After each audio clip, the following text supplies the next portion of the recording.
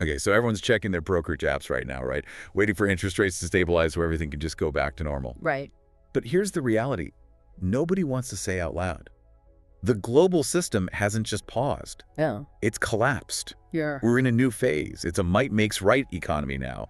The old rules, free markets, Yeah. they're dead. All that matters is military guarantees and technological rent. It's a sobering thought. And if you're looking for a recession, you are honestly looking at the wrong map. What are we looking at then? We're seeing the intentional dismantling of the US dollar, the end of institutional trust, and it's all to fund a war over AI supremacy. Wow. Okay, that's a lot for the first 30 seconds, Yeah. but we have the documents to back it up. Welcome to the deep dive. Today, our mission is to decode the February 2026 signals report We're going to find out why your money is worth less, even when the market's up. and why data centers are suddenly being moved into outer space, and maybe strangest of all, why human intelligence is now the rarest commodity on Earth. And we have to start with the money.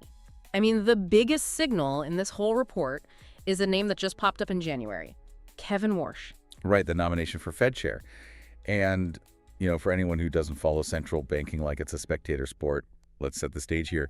Warsh was always the hawk, right? Always. He was the guy who wants high interest rates, tight money, fiscal responsibility. He was supposed to be the adult in the room. Exactly. The safe bet for stability, the guy who, takes away the punch bowl when the party gets too crazy.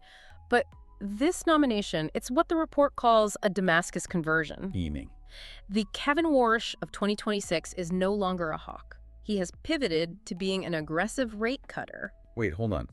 The guy famous for wanting to protect the dollar is now slashing rates.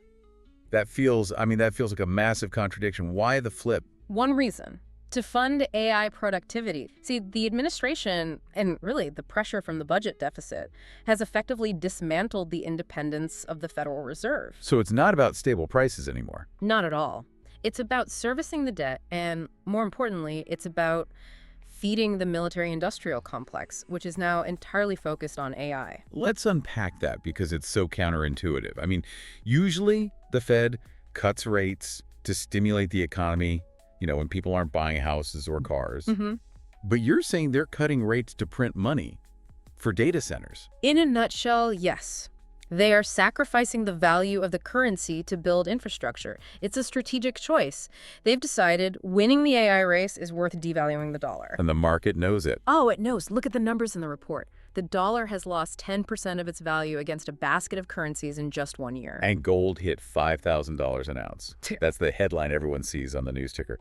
But, gold is just a shiny rock unless you get why it's moving. But here's where it gets really interesting, and this is a key insight for you. Despite that 10% drop, the Big Mac Index, which measures purchasing power, says the dollar is still overvalued. Okay, just to clarify for everyone listening, purchasing power parity is basically asking, how much actual stuff can I buy with this money compared to other countries? Exactly. It's the burger test. If a Big Mac costs $8 in New York and the equivalent of $5 in London, the dollar is way too strong. And the fact that it's still overvalued, even after the drop. It implies the slide isn't over. We're looking at a long, painful devaluation. The market has not fully digested how much purchasing power is about to just evaporate. There was one stat in here on this that just blew my mind. The S&P 500 illusion. Can you explain that? Yeah. Because my 401k looks great on paper. Everyone's celebrating all-time highs. This is so critical. If you look at the S&P 500 in US dollars, yeah, it looks fine. It's up, it's stable. But if you price the S&P 500 in euros, What happened? it's stagnant. It's flat. So global investors, Yeah. they're seeing zero real return. Zero. The growth is a monetary illusion. It's caused by the dollar losing value. You feel richer because the number is bigger, but you can actually buy less with it. And the winners aren't the savers. Not at all. The winners are the investors pouring capital into AI infrastructure because Warsh and the Fed are effectively betting the entire house on that one sector. So the strategy is print money now, break the dollar, build the AI, and just hope the AI fixes the economy later. That's the gamble. It is might makes right economics. We will force growth through technological dominance, and we'll do it regardless of what it does to the savings accounts of the middle class. Okay, so capital is fleeing the dollar because it's being diluted. Where is it all going? The report says it's not just leaving the U.S., it's flooding into India. And that's layer 2 of this thing, the geopolitical shuffle. We used to talk about China plus one, right? Yeah, companies manufacturing in China plus, one other country like Vietnam. That strategy is dead. Now it's all about what's being called a loyalty market. And India is winning the loyalty game. Big time. But it's a very cynical game. It's a transaction. The U.S. and India just slashed tariffs between them from 50% down to 18%. 50 to 18. That's a massive drop. That creates a whole new trade environment overnight. It does, but there was a cost. There's always a cost in geopolitics. What did India have to give up for a deal like that? Russian oil. India had to agree to stop buying Russian crude and switch to U.S. and Venezuelan oil. It's a complete rewiring of the global energy map. Wow. So you want our market, you buy our oil. That is the definition of might makes right. It's not free trade, it's alignment. Precisely. It's economic coercion dressed up as a partnership. Yeah. And you can see the winners. Indian states like Tamil Nadu are just booming with foreign direct investment. They're the new Shenzhen. But the losers are fascinating. Yeah, it's not just China. It's Vietnam and Bangladesh. Really? I thought Vietnam was the darling of manufacturing. Everyone was moving their factories there last year. They were. But India now has a 10% tariff advantage over them because of this deal. Capital is ruthless. It flows to the path of least resistance. If it's 10% cheaper to ship from Mumbai than Ho Chi Minh City, the factory moves to Mumbai. Vietnam didn't even do anything wrong. Nope. They just got outmaneuvered in the loyalty deal. And China. They're being physically fenced out of the global trade balances. It's containment through economics. The U.S. is building a wall, but instead of bricks, it's made of tariffs and oil contracts. Speaking of being fenced out, let's talk about being fenced off the planet. This is the part of the report that felt like I was reading a sci-fi novel, but the financial implications are very, very real. Layer 3, the physics of AI. This is the signal that I think most people missed because it just sounds so crazy.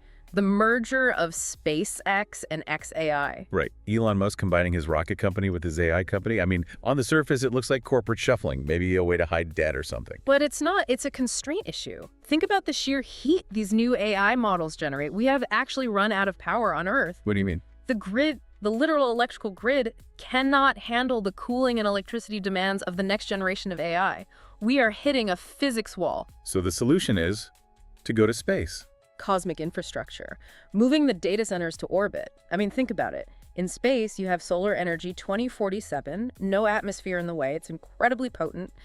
And more importantly, you have the vacuum of space for cooling. And cooling is usually the biggest cost for a data center. It's massive. On Earth, you need water, fans, HVAC systems. You're fighting thermodynamics. In space, you just radiate heat away into the void. It solves the two biggest bottlenecks. Power and heat. SpaceX is not just a rocket company anymore. It's the logistics arm for xAI's compute power. They're subsidizing the AI costs with launch profits. That is just wild. It completely changes the definition of infrastructure. It's not roads and bridges, it's orbital server racks. But it's not just the hardware. The report talks about a huge cultural shift. It mentions a platform called Moltbook. What is that? Moltbook. It's a new platform, has about 1.5 million accounts, but here's the kicker. 99% of the activity on Moltbook is AI agents talking to other AI agents. The social network for bots. Why would we care about that? It's not a social network. It's an economy for bots. It marks the death of the login for humans.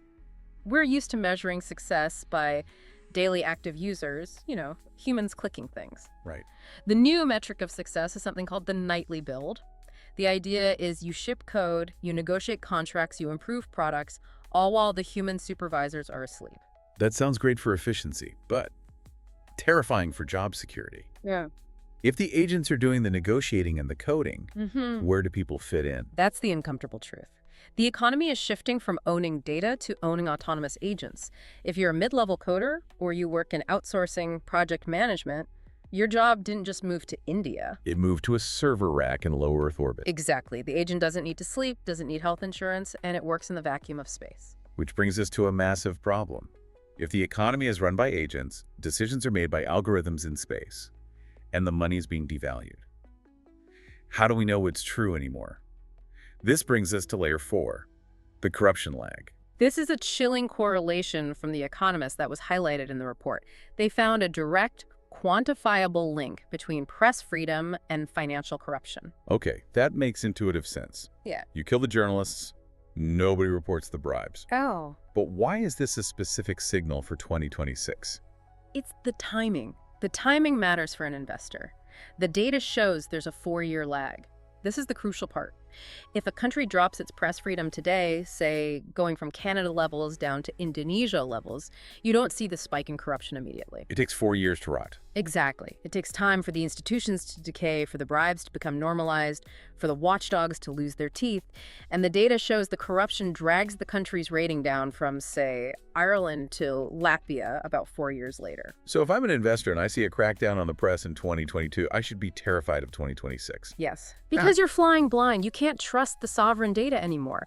GDP numbers, inflation stats, corporate audits. If the press isn't free to investigate, those numbers become fiction. Which creates a massive risk premium. A huge one. You have to pay more to do business because you don't know if the contract is worth the paper it's printed on. And the report calls these loops of degradation. Because corruption needs silence to grow. And silence breeds more corruption. It's a death spiral for data integrity. If you can't believe the government's inflation number, how do you price a bond? How do you sign a contract? The foundation of the market is trust, and that trust is eroding on a 4-year delay. Now, surely China is dealing with this too, right? I mean, talk about controlled data. They wrote the book on it. China's in a desperate situation. That's layer 5. While the West is struggling with data trust, China is struggling with just basic survival. The report mentions massive purges. General Zhang Yuxia, He Bagkop PLA generals just gone. It's a purge of the military leadership, specifically anyone involved in the Taiwan strategy. The focus has shifted entirely to Pekingology, ideological purity above all else. They are tightening the screws on the mainland. And this is the fascinating contradiction. The Hainan option. Right. While the mainland is locking down and purging generals, they've turned the island of Hainan into a tropical sandbox of liberalism. A containment zone for freedom. That sounds completely opposed to the party line. It is, and that just shows you how desperate they are. To keep foreign capital from fleeing completely, they've made Hainan a special zone. Tariffs removed on 74% of goods. And get this, Google and X, what we used to call Twitter, are accessible there. Wait, uncensored internet in China? Only on that island. It's a desperate attempt to keep the economy alive. It's like an airlock on a spaceship. You can have your freedom and your uncensored data, but you stay on the island. The mainland remains under strict lock and key. It's incredible. They're trying to have their cake and eat it too. Sucking in capital with a little zone of freedom while maintaining total control everywhere else. It really highlights how fractured the world is. You've got space servers, loyalty markets, freedom islands, and looming over all of it is the final layer, layer 6, the nuclear backdrop. This is the why. If you're asking, why is the U.S. destroying its own dollar to build AI? Why is China purging generals? It's because the New START nuclear treaty has expired. The guardrails are gone. They are gone, and nature abhors a vacuum. We're hearing serious talk of a Nordic bomb Scandinavia considering its own nuclear deterrent because they can't rely on the U.S. umbrella anymore. We are seeing a 3-way arms race. USA, China, Russia. And the budget reflects that. There's a mention of $30 billion just for science defense. That's the might makes right economy. Yep. Governments are militarizing their innovation budgets. The safety nets of the last 30 years, global trade, treaties, independent central banks, they're gone. Innovation is now a matter of national survival. It's not about shareholder value anymore. No, it's about not being conquered. If you don't get to AGI first, you lose the war. It's that simple. So usually this is the part where we would summarize everything. But the world is moving way too fast for summaries. Yeah. I want to pivot to the end of the report, the final truth from the Harris-Ayer analysis. It's a profound shift in thinking. I mean, we are used to thinking that capital is the scarce resource. If you have money, you can do anything. That was the rule of the 20th century. Or maybe data is the resource. Yeah. That was the rule of the 2010s. Right. But now, Was it now? in a world where AI agents generate 99% of the noise, where institutions are corrupt or just lying about their numbers, capital is cheap. They're printing it by the trillion. Data is abundant, but it's unreliable. So what's scarce? What is the one thing left that actually has value? Human judgment. The ability to tell what's real. Exactly. The report calls it the steering wheel. In 2026, we are no longer the engine of the economy. The AI is the engine. The AI is the labor. The AI is the infrastructure in space. So the only value a human brings is the ability to discern reality from system noise. That's it, to look at the corrupt data, the AI hallucinations, the propaganda, and just say, no, this is what's actually happening. We are the steering wheel. And that is the most difficult job left. It means you can't just passively consume news or check your stock app. You have to actively filter, verify, and judge. The passive investor is dead. The passive citizen is blind. Which leaves us with a pretty heavy question to chew on then. If human judgment is the only thing that matters, what happens when that corruption lag we talked about finally catches up to the Western data we still trust? When we can no longer tell if our own dashboard is lying to us. Exactly. If the US inflation numbers become as fictional as the Chinese GDP numbers, if we lose the ability to judge the data, what happens then? Then the steering wheel disconnects from the wheels, and we're all just passengers in a car driven by an algorithm that doesn't care if we crash. Well, on that happy note, that's the cliffhanger we are going to have to leave for the next deep dive. Thanks for listening. Still curious. And trust your judgment.